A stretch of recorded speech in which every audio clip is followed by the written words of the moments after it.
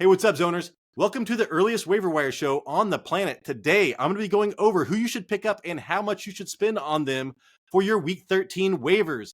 There are a bunch of people I'm going to be talking about today. And hey, man, the fantasy playoffs are right around the corner. I'm going to be going over the fantasy, strength of fantasy playoff schedule heavy in this. So there are some players that might win some leagues here. If that sounds interesting to you, hold on for 7 seconds.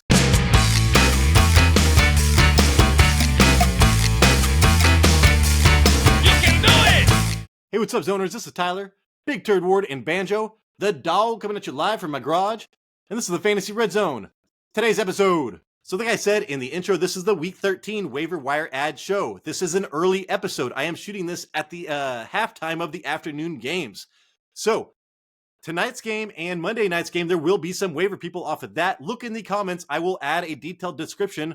Also, if I am forgetting somebody here that you think that should be on the list, please add them. Waivers, this is a group effort, and waivers are super important. All right, I have all my notes typed out. I will share that with you right now. All right, we are going to be starting off with running backs. First up, Keaton Mitchell. He was my stash of the year, and then I had to drop his ass to, because everybody on my team started going to IR. I could not hold another IR person.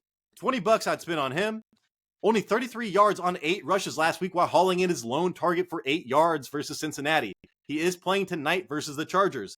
Baltimore offensive line, right? They are generating 1.8 rushing yards before contact. That is best in the league. Mitchell gaining 14.2 yards per carry when given at least 1 yard before contact. That is insane. That is the best in the league. 2 touchdowns on 23 touches since being utilized like 3 games ago. He has the 7th worst fantasy playoff schedule for running backs. That is not great, but this is a very explosive player. I see him getting a long touchdown like every other game. He is on bye next week, but he should be a flex for you moving forward. Next up, Chuba Hubbard. Man, I spent $5 on this fool. I did not know he was under 50% owned. I think he's like 40% owned right now. 14 rushes for 45 yards and a touchdown. 5 receptions for 47 yards today versus Tennessee. So what is that, like 90 total yards and a touchdown? Outsnapped Inches Sanders, not Miles Sanders. This fool is Inches Sanders. The previous 4 weeks, I'm sure he did it again today, so that's like 5 weeks in a row. 3rd worst fantasy playoff schedule for running backs. That is not great. They are at Tampa Bay next week. They are giving up the 2nd fewest points to running backs at 14.1. Chuba Hubbard, I think, has 2 double-digit games in the last month and a half. But still, dude, running backs are super scarce right now. He is a good bye-week fill-in, even next week. And, hey, he's probably a flex play moving forward. Next up, Ty Chandler. I spent $5 on this dude. He plays for my Vikings. He was like, I forget what draft pick he was, but he was a rookie last season, so he is a 2nd-year player. He matched snaps with Madison week 10 and then got outsnapped last week. He has the 4th worst fantasy football schedule playoffs, so that sucks.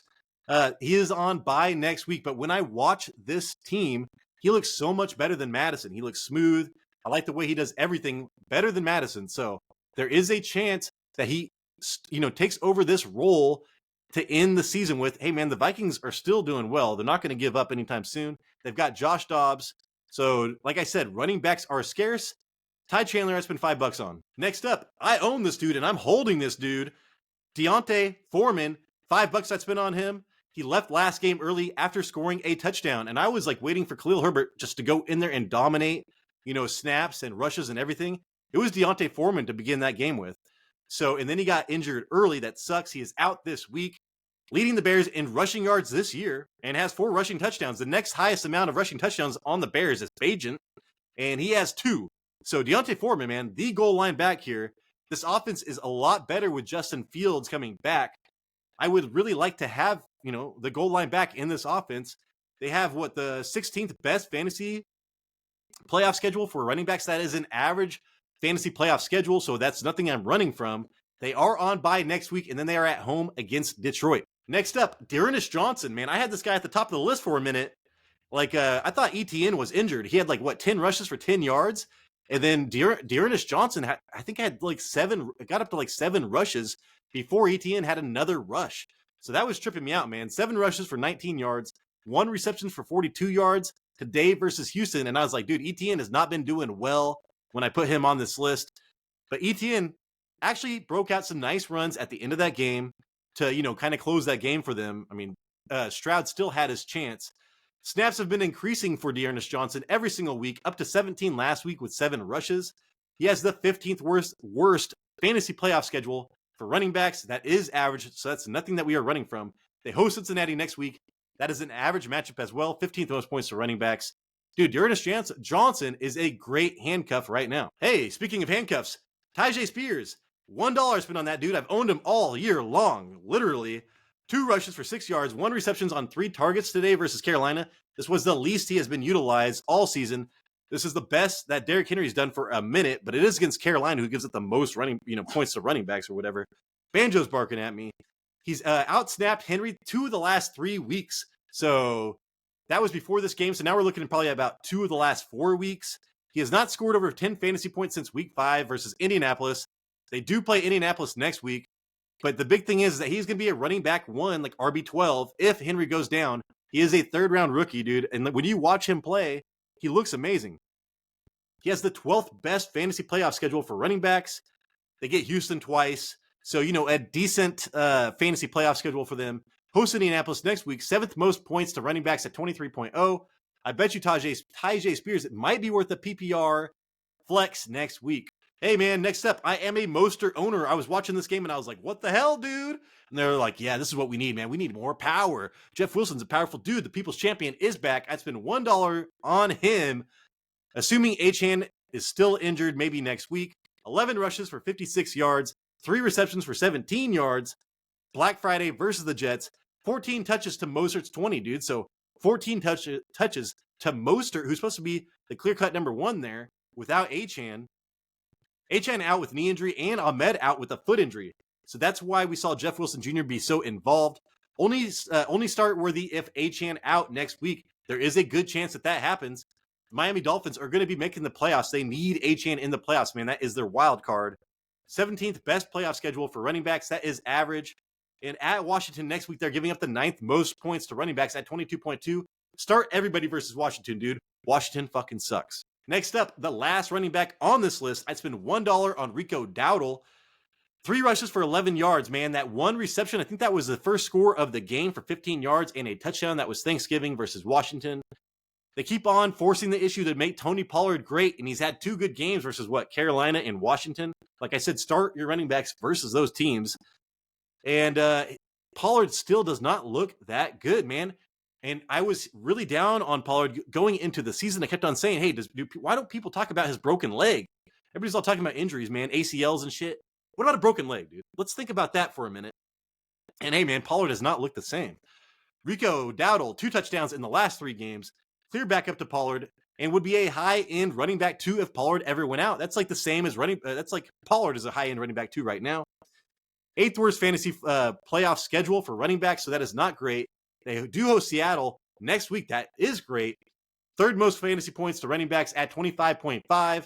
Dowdle, man. Maybe a flex next week, but definitely worth a stash. All right, on to the wide receivers. Demario Douglas, I'd spend $10 on this dude. He did leave injured at the end of this game. 6 receptions on 9 targets for 49 yards versus the Giants. 7+ targets in each of his last 4 games, dude. So it's like, this guy is, the Julian element of this offense. They just don't have a goddamn Tom Brady to run it. I know Devontae Parker was back, but still Demario Douglas dominated on targets. 2nd worst fantasy playoff schedule for wide receivers. That does suck. They do host the Chargers next week. That does not suck. 3rd most points to wide receivers at 34.4.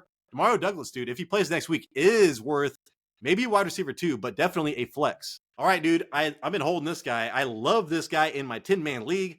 $15, I would spend on this guy. He was supposed to be my top waiver wire thing. I forgot to slot him ahead of Demario Douglas. He was out.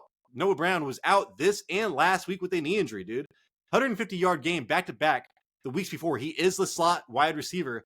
The slot wide receiver right now is Bobby Trees and Robert Woods. I mean, he caught some passes, but nothing like this, dude. Like, I guarantee if Noah Brown would have played in this high-scoring game, woo! I bet you he would have got over 100 yards. Tennessee twice during the fantasy football playoffs. Tennessee cannot stop the pass. Host Denver next week. The 8th fewest fantasy points to wide receivers at 24.6. That's not great. But, dude, go get Noah Brown if you can. People are forgetting about this guy. He is a veteran. I want to pair up that veteran slot receiver, just like Adam Thielen, with the young rookie quarterback. Hey, next up, man, this guy was on this waiver show like a month in a row earlier. Then he got injured. Curtis Samuel, $10 I spent on this dude. 9 receptions on 12 targets, man, for 100 yards. Thanksgiving versus Dallas. Led team in targets. Only wide receiver to gain 100 yards versus Dallas this season. Jason, you better be right, man. He told me that stat when we're playing video games. But still, man, the only wide receiver to get 100 yards versus Dallas this season, Curtis Samuel, coming off an injury, dealing with a toe injury over the last 3 games, missing one of those games and limited during the others. So people have forgot about him being dropped at an epic rate. So go out there and pick him up. Third worst fantasy football playoff schedule for wide receivers. That is not good. But guess what, man? This team still chucks the goddamn ball so much. Sam Howell will get 300 yards versus really good defenses because they just keep on throwing the ball, man. They host Miami next week, and they are giving up the 7th most points to wide receivers at 32.2. Curtis Samuel looked to be a low-end wide receiver too next week. Next up, talking about being on this list forever and then getting injured and then falling off, man. Same thing as Curtis Samuel. Josh Downs, man, $10 I spent on this dude. I might even spend more. 5 receptions on 13 targets that tied Michael Pittman in targets for 43 yards today versus Tampa Bay. Only 4 targets over the last 3 weeks. One of those weeks was a bye, but again, people have forgot about this dude. He's been dealing with injuries. 3rd-round rookie. Shane Steichen drafted this guy. I love Shane Steichen. 10th worst fantasy playoff schedule for wide receivers. That is not great. He is at Tennessee next week. That is great. The 10th most points allowed to fantasy wide receivers at 31.8. Josh Downs, man, he's rightfully taken his place back as the hyper-targeted, super talented rookie that he was for like a month for fantasy football teams. He was like, dude, he was a huge hit. People were talking about him being like a league winner for a minute. Then he got injured. Well, look at this, man. 13 targets. Go out there and get him again. Next up, Jalen Hyatt. I would probably spend $10 on this guy. I've been waiting for him to break out. He was on my, waiver wire league winner shows or whatever, man. He was on my sleeper show. I really like Jalen Hyatt coming into this season. I love Brian Daboll. And this guy hit 22 miles an hour in the preseason. It was like the fastest speed ever recorded. Right ahead of Tyreek Hill. 5 receptions on 6 targets for 109 yards today versus New England. Dude, that tough defense, given they don't have any goddamn corners. 4+ targets in only 4 games this season. So, not great. 3rd-round rookie. The talent is there. 2nd best playoff schedule for wide receivers. That's what I'm talking about, man. DeVito coming around. I hate Daniel Jones. If Daniel Jones was here, I wouldn't even have him on this fucking list. So, great playoff schedule. We got DeVito, who can get coached, man. He looks okay. They are on bye next week, and the rookies out of byes usually do a lot better, a lot more involved. Dude, pick up Jalen Hyatt, stash him just in case he blows up fantasy playoffs. Next up, man, Jaden Reed. I'd spend $5 on this dude. Every time I say pick up Jaden Reed, Romeo Doubs goes off. I say start Romeo Doubs. Jaden Reed goes off. Jason does the same goddamn thing. 4 receptions on 8 targets for 34 yards and a touchdown Thanksgiving versus Detroit. Touchdown in 3 straight games, 4 in his last 6. But, Romeo Doubs is like 4th in the league with like 7 touchdowns. I don't get it.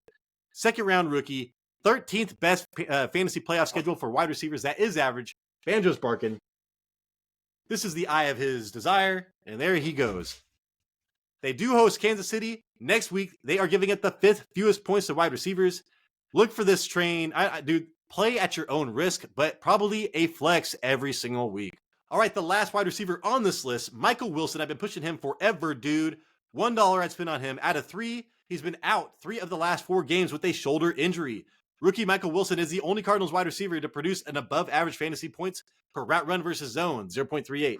He leads wide receivers in, receiving grade versus zone, 75, whatever. Dude, and Wilson's target rate is much higher versus zone than man. So I like players that do well versus zone because if you look at the NFL average, man, they play zone like 70% of the time or more. It's crazy. So Michael Wilson is the zone beater for this team. And look at Kyler Murray right now, dude. He's doing amazing. I know Greg Dortch might be worth a pickup, but Michael Wilson, when he is in, he is the dude. TJ Houshmandzadeh said that this guy, he puts a stamp on this guy. He is the best wide receiver coming out of the draft. Him and Puka, he put a stamp on. I believe this. Look at his route running in that breakout game, dude. He is crisp. They have the 3rd best fantasy playoff schedule for wide receivers. We're chasing that shit. Pair him with Kyler Murray, and let's go, dude. At Pittsburgh next week, they're giving up the 11th most points to wide receivers at 31.1. All right, guys, on to the quarterbacks. I've got 2. Jordan Love, $5. I don't even believe in Jordan Love, but man, for fantasy purposes, I can't ignore this. Can't ignore it. Plus, The playoff schedule is nice. He's got the 6th best fantasy playoff schedule for quarterbacks. 268 yards, 3 touchdowns, 3 rushes for 39 yards. Thanksgiving versus Detroit. 3 different, pass catchers caught touchdowns. That's great. Back-to-back weeks with 22 plus fantasy points. I've got to put him on here, man. 250 plus yards and multiple passing touchdown in each of his last 3 weeks. And he, completion percentage over expectation, he's been terrible, like last in the league. Well, dude, last week he did great. So in that category, plus 7.3 over completion percentage over expected. He's at Kansas City next week. That they're giving up the 6th fewest points to quarterbacks. I would probably not want to start him next week. Then he gets the Giants and Tampa Bay after, who are pretty good matchups. So Jordan Love, probably a fringe quarterback one, like 13 or something like that, moving forward. Then here we go, dude. Aaron Rodgers. Am I going to be talking about Aaron Rodgers, picking him up off of your goddamn waiver list? Maybe. This old man, he's even older than me. Come on, man. Burst his Achilles, and now he's going to be coming back. Ian Rappaport says he might be back week 16. If you know anything about Ian Rappaport, he gives out all kinds of shitty information. So there you go. IR slot is free. Go ahead and pick him up, dude. What can it really hurt? Week 16, the Jets play Washington. If that was the case, I'd probably start him, dude. I'd probably start him. And then week 17, if his first game was against the Cleveland Browns, I probably wouldn't because, Garrett, their offensive line is still garbage, dude. I was hoping that he would just come back next year. Let this offensive line, dude, spend all the money there, trade, do whatever. But yeah, dude, hey, pick up Aaron Rodgers if you're feeling crazy. All right, guys, on to the tight ends. Did you know that Pat Freiermuth is like 40% owned right now? People have been dropping his ass. I'd spend $15, maybe even $20, dude. 9 receptions on 11 targets for 120 yards today versus Cincinnati. I had to watch this game. He looked great, man. Pickett looks like he's just ripping it a little bit more, not waiting back there and just kind of like dissecting so much. It's just kind of really like hit the back foot and just released. And the big deal here is Matt Canada, offensive coordinator, has been changed. So, hey, dude, different philosophy here. They got 400 yards for the first time in 58 goddamn games. So we have to pay attention to this. Pick up Pat Freiermuth if you can. Let's see.